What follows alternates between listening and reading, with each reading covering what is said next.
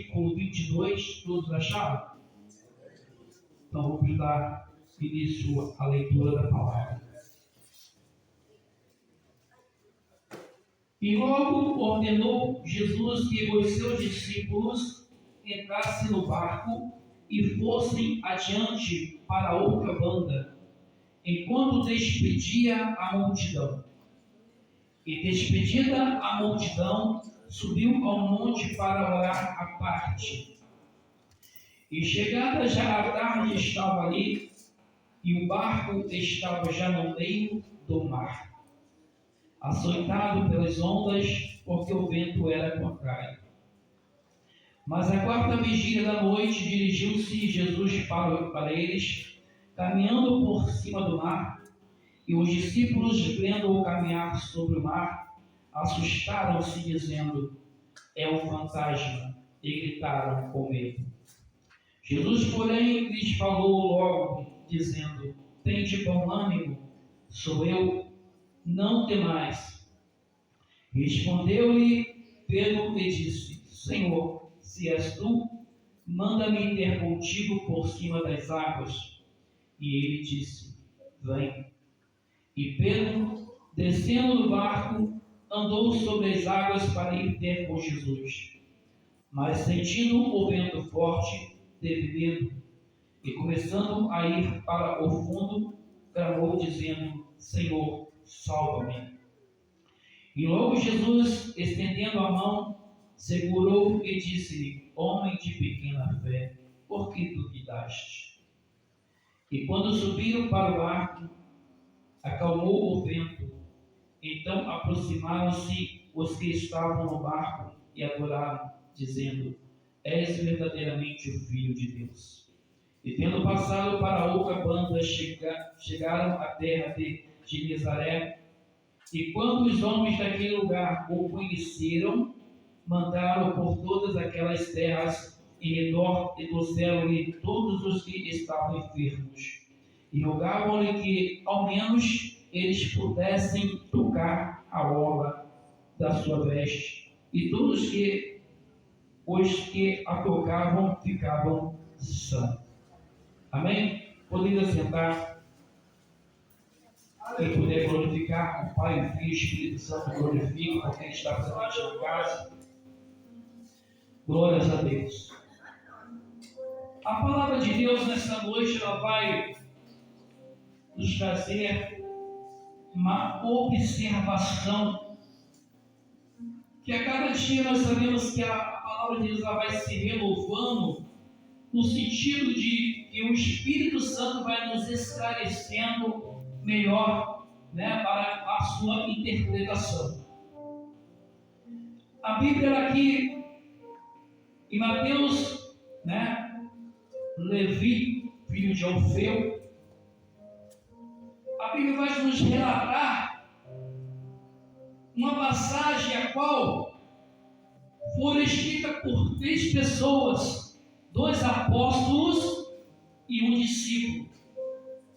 A Bíblia vai nos relatar que não somente Mateus, mas também Marcos e João também escreveram sobre este feito de Jesus de andar por sobre as águas. Mas eu quero chamar a atenção nessa palavra porque nós só vemos Jesus andando sobre as águas e Pedro ali também andando sobre as águas somente no livro de Mateus. Nós podemos observar que, creio eu, que neste dia João não estava neste barco. E como também podemos ver que Marcos também não estava neste barco, porque Marcos não era apóstolo. A Bíblia fala que Marcos era discípulo de Pedro e depois de Paulo. Então nós podemos observar que cada um contando a sua versão daquele feito, daquele dia. Somente Mateus, também apóstolo chamado Levi, filho de Alfeu, ele declarou que Pedro perguntou a Jesus: se tu és mesmo Jesus, permita-me andar sobre as águas. Mas nós podemos identificar uma coisa: porque Pedro, quando passou a mensagem a Marcos, ele não disse a Marcos que ele andou sobre as águas. Porque ele omitiu este fato para que Marcos, quando fosse escrever o Evangelho, segundo Marcos, ele não declarasse tal prodígio acontecido de um homem natural andar sobre as águas. Eu quero trazer para você hoje, irmão e irmã, nascido da água e do Espírito, porque assim somos, né? Nascido da água e do Espírito, fomos batizados em imersão de água e por misericórdia recebemos a graça e a misericórdia do Espírito Santo em nossa vida. Hoje muitos de nós deixamos de testificar algum milagre que Deus fez em nossa vida para acrescentar a fé a outras pessoas. Hoje eu vim aqui, né, nosso irmãozinho ali contando o seu testemunho, contando o seu milagre. Nosso pastor também aqui, atribuindo também um feito de um livramento que Deus deu a ele. E eu quero chamar a atenção da igreja, porque cada vez que você, discípulo de Jesus, testifica algo que Deus fez na tua vida, isso vai chamar a atenção de outras pessoas a também querer ter este milagre em sua vida, a querer receber também esta bênção em sua vida, a querer também sentir a misericórdia de Deus em sua vida. A Bíblia fala que quando Jesus mandou que eles entrassem no barco, devia ser por volta de 12:00, 13h. E eles entraram no barco depois que Jesus fez um grande milagre também, que foi a multiplicação dos pães e dos peixes. E Jesus falou assim: agora vocês entrem no barco, nós vamos para outra banda, que eu vou despedir aqui o povo. Segundo a Bíblia, mais de 5.000 pessoas. E quando Jesus ali falou: vai para outro lado, como falei, no meio-dia, 13h. Hoje nós temos a geografia do Mar da Galileia. Não é um mar, é um lago.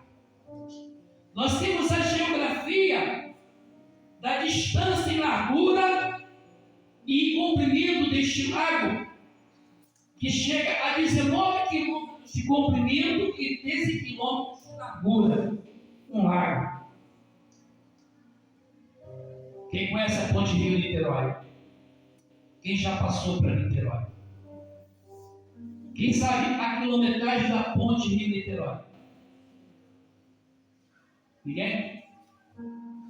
A Ponte Rio-Niterói tem 8 quilômetros de comprimento. Faltou só 5, né? Para ser a mesma largura do lago, né? Daquele lago, chama de Mar da Galileia. Vocês observem, irmãos, que a travessia hoje de carro, ela não leva mais que meia hora, né? Acho que menos que isso, né? Uns 15 minutos.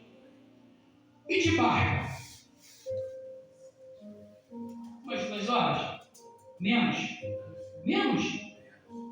Aí eu pergunto para os irmãos: os discípulos estavam no barco, saíram por volta de 13h, mais ou menos, e segundo a palavra de Deus, diz que Jesus foi na 4ª vigília, andando sobre as águas temporais. Segundo a Bíblia diz, a quarta vigília é entre 3 horas da manhã às 6 horas da manhã. Aqueles homens estavam no meio do mar da Galileia, afligidos pelos ventos. Vocês entendem o que é isso? 15 horas, mais ou menos, de remo. Ele não tinha alcançado nem mais da metade. Deu para entender o tamanho de tudo isso? A extensão? Niterói, ponte, 8 quilômetros, mais 5 daria 13 quilômetros, largura de 13 quilômetros do Mar da Galileia, um lago, não é um mar, é um lago,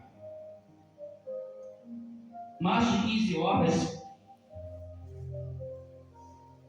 Eu vou daqui na Bahia, eu fui de carro daqui na Bahia, eu levei 18 horas de carro.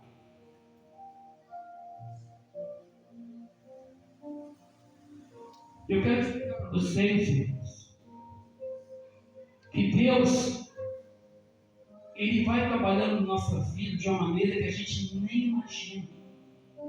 Às vezes você pensa que a bênção está perto, mas ela está longe. E às vezes você pensa que a bênção está longe, mas ela está perto. Está entendendo? Glória a Deus. Para os discípulos estava difícil passar aquele lago por causa do vento. Estava difícil passar aquele lago por causa do momento ali. Mas observe que esses mesmos discípulos, antes de chegar a atravessar esse mar da Galileia, eles viram Jesus fazer uma multiplicação com 5 pães e 2 peixinhos. Esse mesmo Jesus, ele falou para eles: ó, ide de 2 em 2, pregar o evangelho, expulsar demônios, curar os enfermos. Vocês estão vendo a dificuldade que é, irmãos, nós andarmos sem Jesus? Deu para perceber ou não? 15 horas. Ele só estava na metade do lago. 15 horas. Ele não tinha passado a metade do lago. Eles estavam mais ou menos a 7 quilômetros ou 6 quilômetros de alguma coisa. Porque não tinham força para remar. Não tinham fé para alcançar o objetivo que Jesus ordenou que eles fossem alcançar. E quantas as vezes nós recuamos, quantas das vezes nós nos fazemos de fracos,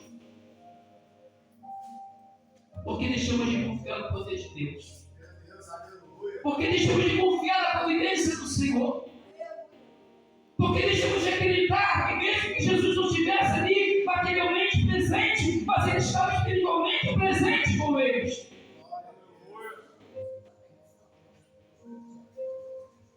Quantas vezes o inimigo nos abate, nos lança por terra, e a gente conhecendo a palavra. Quantos pastores já caíram? Quantos teólogos já caíram?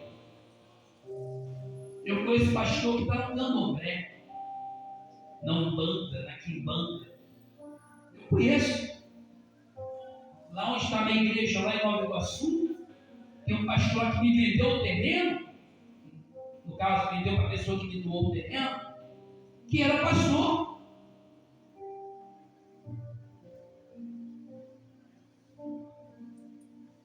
Por quê? Porque vem o vento, eu não consigo remar. Vem o vento, eu não tenho mais força. Vem o vento, se Jesus estivesse comigo. Vem o vento, vem comigo, me apoia. Vem o vento, eu fiquei desempregado. Vem o vento, não dá mais.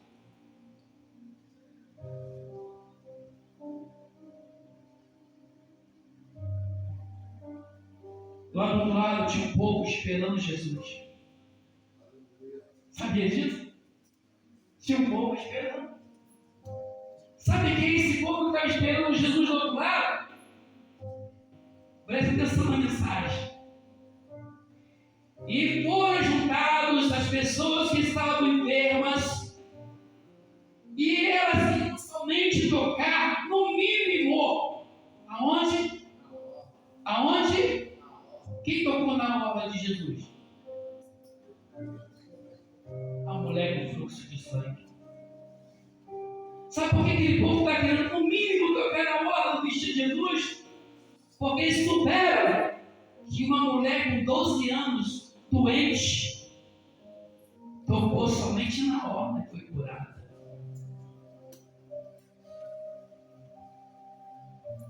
Irmãos, não espera ver o milagre dos outros, não. Aleluia. Busque o seu. O mesmo Jesus que deu o livramento para o pastor Luiz, já me deu um livramento para ele, ele vai dar para você também. O mesmo Jesus que já me curou do nervo ciático, que eu já contei aqui, problemas de coluna, de um princípio de úlcera do estômago, é o mesmo que cura você também. Aleluia! Se você não alcança a fé, Jesus está aqui nessa noite. Faça igual o Pedro. Senhor, se és tu, me permita andar sobre as águas. Faça a prova com Deus, irmão. A Bíblia nos ordena isso, fazer prova de mim. Fazer prova de mim, diz Jesus, fazer prova de mim. Faz prova de mim. Fala comigo, faz prova de mim. O que você precisa? Faz prova de mim. O cego de Jericó, Jesus, filho da vida, tem misericórdia. O que tu quer? Faz prova de mim. O que é impossível para Deus? Faz prova de mim. Andar sobre as águas? Pedro andou. Curar um cego de nascença? Jesus curou. O homem que tinha a mão errada, a mão toda encurvada, ela cresceu, ficou normal. Qual é o seu problema? Qual é a sua dificuldade? Jesus cura, Jesus faz. Ele transforma, ele liberta, ele faz. Irmãos, nós estamos vendo nos dias de hoje crentes adoradores de si próprio. Eu comprei um carro zero. Isso é bênção? Pode ser. Eu comprei uma casa nova. Isso é bênção? Pode ser. Eu fui curado do câncer. Aleluia. O que é mais fácil? Ganhar um carro, comprar casa ou ser curado do câncer? Qual desses é milagre? Qual desses é milagre? Qual desses é milagre? Irmãos, estão trocando as bênçãos de Deus por matéria, por objetos, por dinheiro, por fama. O milagre de Deus é um canceroso ser curado, é um idético ser curado, é uma pessoa leprosa ser curada, um diabético ser curado. Isso é bênção. Carro qualquer um pode ter, casa qualquer um pode ter, é só trabalhar. Isso é bênção. Milagre para mim é o que você não pode fazer que Deus faz. Aleluia. Milagre para mim é aquilo que a medicina não alcança, mas Deus faz. Aleluia. Isso é milagre. E estamos deixando de receber estes milagres, porque somos homens de pequena fé. Ele não afundou, irmão. Jesus estava ali, ele andou pelas águas. Ele estava andando, ele estava andando, ele estava andando. Jesus estava ali, ele estava andando. Cadê o Jesus que nos serve, irmão? Essa semana eu passei por uma dificuldade que o pastor Luiz, que agradeço muito de coração, me apoiou muito. Ele me deu umas palavras, irmãos, que renovou minha alma. Mas depois o Senhor fez me refletir. Eu estava afundando, andando sobre as águas. E de repente eu inverti e comecei a andar novamente sobre as águas. Eu falei, pastor Luiz, eu te agradeço, mas quem tem que sair para mim é o diabo. Se eu for baixar a cabeça para todos a conta do diabo, irmão, eu vou ter que ficar escondido dentro de casa. Não se acovarde na hora da luta, porque Deus é contigo. Está com dificuldade? Ninguém quer te ajudar? A gente sabe que só tem um que pode ajudar a gente. Os amigos de hoje em dia é dinheiro no bolso. Se tem dinheiro, você tem amigos. Se você tem dinheiro, você tem ninguém. Mas Jesus não quer o teu dinheiro. Jesus quer a tua adoração, a sua obediência, o seu caminhar, o seu olhar para Ele. Porque se Pedro tivesse somente olhando para os olhos de Jesus, para os olhos de Jesus, Pedro não ia afundar. Mas quando ele parou de olhar para a face de Jesus, para os olhos de Jesus, ele começou a ver o vento e lembrou que estava sobre as águas, que é sobrenatural não andar sobre as águas. Irmãos, nós não podemos botar dificuldade nenhuma para o operar de Deus. Para de buscar carro, para de buscar casa, para de buscar dinheiro. Não é que você não tenha que ter, não tem, mas deixa as coisas acontecer no seu tempo. Busca primeiro a unção, a presença, a glória, o milagre de Deus. Seja um milagre, seja uma bênção. E quando Pedro olhava para os olhos de Jesus, ele caminhava sobre as águas. Mas quando ele parou de olhar para Jesus e olhar para as coisas que estavam ao seu redor, ele afundou. A Bíblia vai falar de 3 jovens que foram aprontados e foram obrigados a adorar imagens. Eles falaram: vamos te lançar numa fornalha de fogo ardente, vamos aquecer 7 vezes. Eles só falaram isso. Pode nos lançar. Se Deus quiser, Ele nos livra, mas se Ele não quiser, estaremos com Deus. Quem pode falar isso nessa noite? Quem pode falar isso? E Deus desonrou aqueles 3 homens? Não. Deus nunca vai te desonrar se você estiver olhando nos olhos dele, olhando na face dele, olhando somente para ele. Ele jamais vai te desonrar. Mas se você quiser olhar para o lado, aí fica difícil. Mas mesmo assim, se você observar, mesmo olhando para o lado, Jesus estendeu a mão e falou: levanta aí, Pedro. Continua que eu estou contigo. Continua que eu estou contigo. No mundo tereis o quê? Tereis o quê? Mas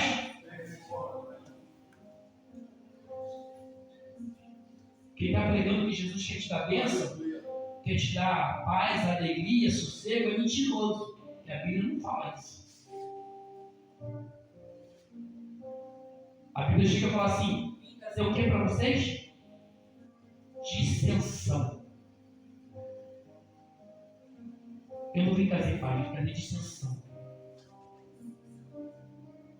Então, observe a palavra. Andar com Deus é bom? É. Ser evangélico é bom? É. Mas seja de corpo, alma e espírito. Porque assim diz o Senhor: Eis que eu procuro os verdadeiros adoradores que me adoram em espírito e em verdade. Que Deus abençoe todos vocês. Você vai estar oportunidade em nome.